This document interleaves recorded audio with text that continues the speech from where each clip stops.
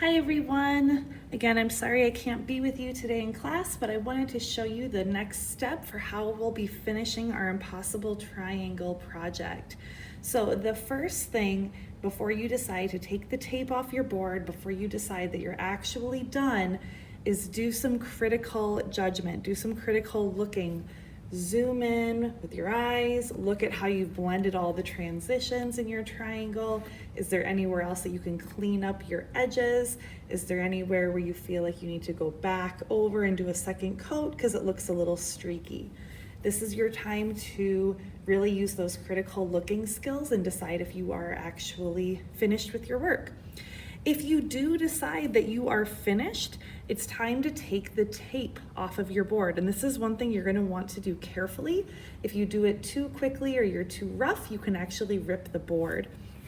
So in order to do that, you want to kind of look at where the tape starts and it's not being overlapped. For example, I can see right here in this section, I can really gently peel this back and I can see that this tape isn't overlapped by anything else. And when I peel the tape off, I'm going to peel down toward the edge of the board. I'm not going to pull straight across. I'm going to pull down and away from my painting. And again, I'm going to go nice and slow.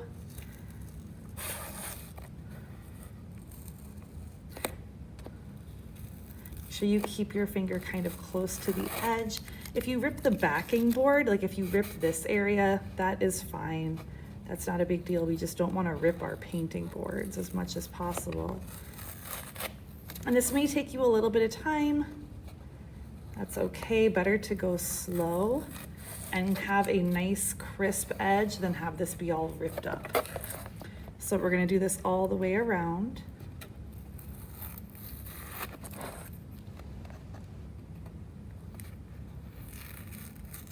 Again, notice how I'm pulling the tape really close to the board. I'm not just yanking it all the way across.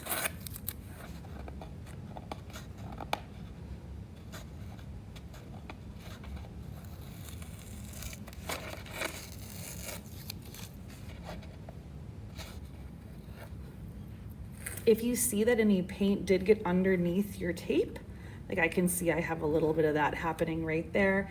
If that happened to you, it's not a big deal, but if it does bother you, you could go in with white paint and try to touch up some of those areas if they're really noticeable.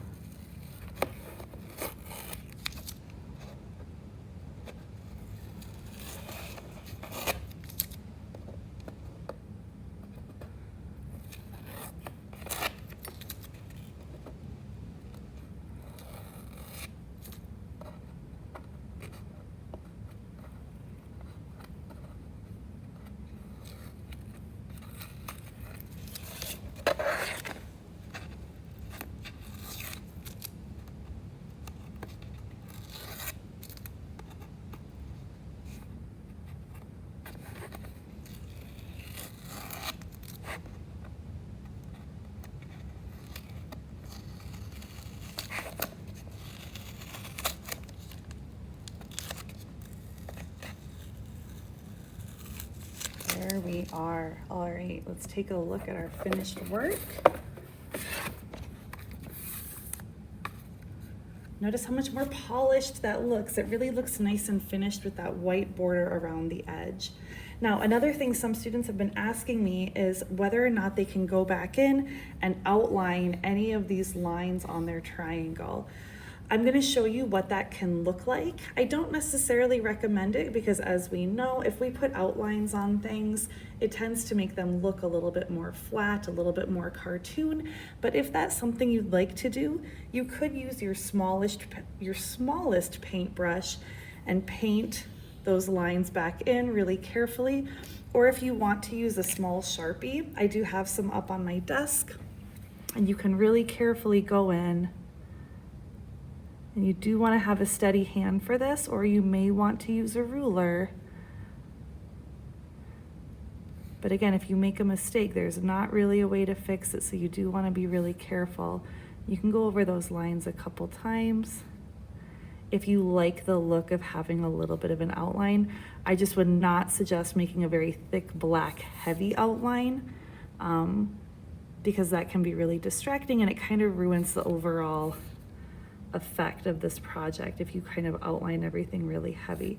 But if you want to go in with a Sharpie, just a thin one like this, and again, you can do a couple coats and try to make sure that those lines are really, really thin.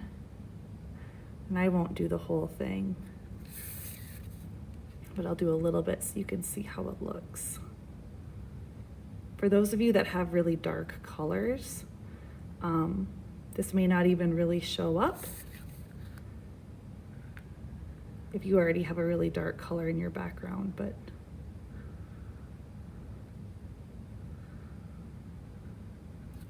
as you can see, just already it did kind of flatten out that section over here, but I wanted to show you this option in case any of you are interested in using it. I'll do just a couple more lines on here so you guys can see what this might look like totally finished, actually.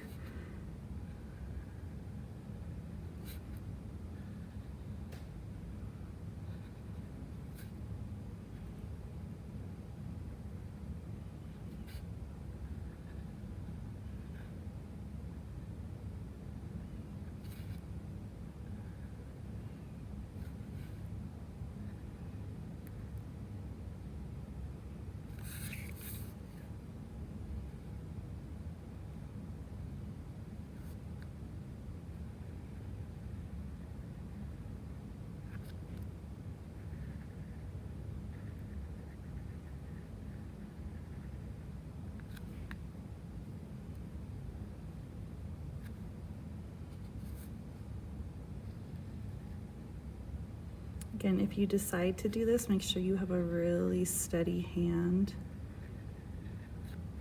because there's not really an easy way to fix it if you make any mistakes.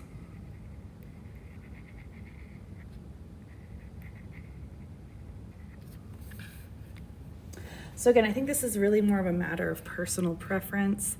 You can decide for yourself if you feel like this is a way that would, or a thing that would enhance your drawing and your painting, or if you feel like your work looks just fine without an edge like this. I'll just do my last one here. Again, I would not use the thick Sharpie for this. I would only use the thin Sharpie. If you use the thicker Sharpie, it's going to be really easy to make those lines really wide, really fast.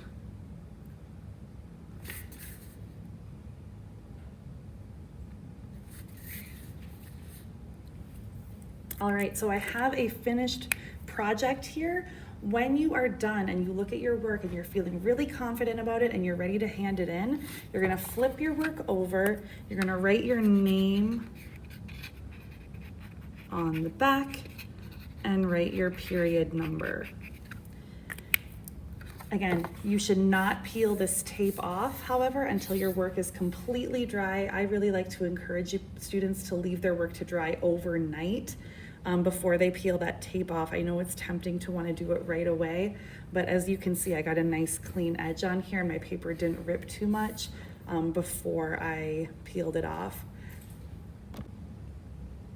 So once that painting is done, there is one other thing you're going to be handing in along with your project, and that is, of course, your critique.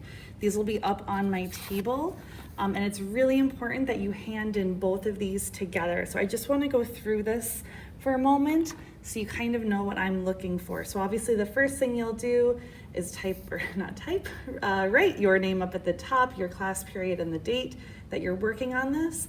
The first two questions on the critique have to do with your formative work. So those were the things that we painted with the tempera paint, like your color wheel, the tints and shades mixing practice that we did, the color harmony practice, etc. All of those examples are over on the cabinet. If you've forgotten what those look like, they should also be in your cubby. So I want you to answer two questions about that experience. The first one is, what were your biggest challenges when you completed those exercises? A lot of you hadn't painted in quite a while, so learning how to mix that tempera paint getting specific colors? What was challenging for you? What was difficult? And then also, how did you overcome those struggles? What did you do when things got difficult for you? What did you figure out that was going to help you out? The second question I have for you is, what were the new skills you learned in those painting exercises? There's a lot of different things that we covered. What do you remember learning when you were mixing those paints? What did you learn about mixing paints and how that works? What did you learn about color harmonies? We talked about 7 different color harmonies. You don't have to recite for me all of them again, but what do you remember learning about those harmonies when we were talking about them together in class? So those first 2 questions are about those formative assignments. The last 3 down here are related to your Impossible Triangle project. So that's what we've been working on this week. The first thing is, I want you to tell me the colors you chose for your project and what color harmony you used in your work. So for example, this should have been on your planning sheet when you did this way back at the beginning. This was that information that you put on here. So your color harmony was the one you circled. You've told me already the colors that you had planned to use in that plan. Tell me that once again here. Did you stick with those colors, and did you stick with that color harmony? And then let me know, how did you decide to use those colors? Why did you pick those colors in particular? This is really important to me, that you're able to explain to me what your color harmony is that you chose, and that you can identify the colors that work in that harmony in your work. The second thing I want you to tell me is, what were the biggest successes you had with this project? What went well? Hopefully there were a few things that you either enjoyed or found that went relatively easily for you. You can also tell me what makes you most proud about your finished project. And then the last question is, what were your biggest challenges in this project? What were the areas that you struggled with your Impossible Triangle? And lastly, what did you learn while you were creating this project? We learn best from struggle, right? We don't really tend to learn when things are easy for us. We tend to learn best and have the biggest lessons when things are challenging. So what did you learn from this Impossible Triangle project? So you're going to finish this front side. Again, please write about 3 to 5 sentences for each question. And then you're going to flip this over. You'll see it says turn paper over. On the back, this is going to look similar to your self-portrait critique. Once again, at the top, you'll see that scale of 4, 3, 2, 1. I want you to rate yourself. So you are putting a mark over here where you think you fall in each category. So the first is prep. The student prepped their board with tape all the way around the edges to make a white border, and then you used graphite paper to transfer your template carefully and accurately onto your board. This was the very first thing we did to practice, or the first thing that we did when we started this project. So how did you do with those very first prep steps? Second thing is that planning sheet. Did you complete your planning sheet? Did you choose a color harmony intentionally? Select colors from that harmony and then actually apply those colors into your project. You'll grade yourself here. The third thing, again, is that color harmony. You can identify it, that you put it into your project, and then that you were able to mix those colors accurately and showcase that in your work. So when I look at your project, for example, when I look at this triangle, I can see that I have done a monochromatic harmony inside of this triangle. There is only one color in this triangle, and that is blue plus white, which of course are tints, making this a monochromatic triangle. When you look at your work, can you tell me what the color harmony is that you picked, and then identify that you've mixed those colors accurately to showcase that harmony? The fourth thing here is that value range, blending those transitions smoothly. This is looking closely at your triangle, right through here, right through here. Do you have nice, slow, thought out, careful transitions between your colors, or do you have a lot of streakiness or steps going on in there?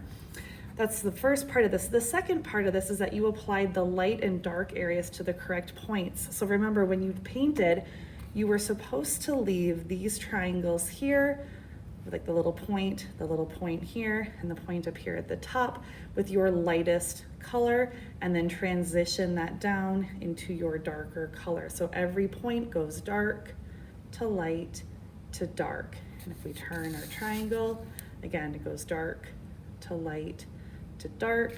We turn it again, it goes dark to light to dark. Did you follow that pattern as you were painting? The fifth thing is your craftsmanship. This is making sure that you stayed within your edges around the impossible triangle, and that you did a full coverage paint on that board. It doesn't look streaky, there aren't a bunch of white spots visible, and there's no fuzzy edges around that triangle. Does your work feel polished and finished? And then the last thing, of course, is your reflection questions. When I look at this front page, do I see your learning? Do I see your thinking? Do I see your processing and recognizing your own growth as an artist?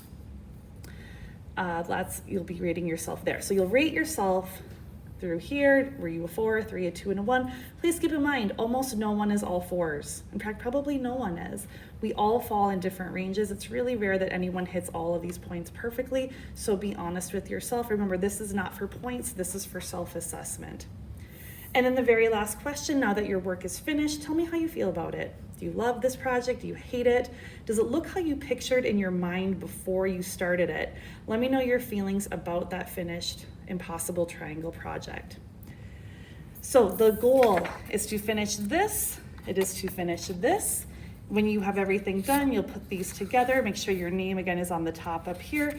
Make sure your name is on the back of your painting. You'll pick these 2 projects or these 2 pieces of your project, put this into the box to hand them in, and that is how you get your final credit for this project. Please let me know if you have any questions. My goal is that you will get this done this week.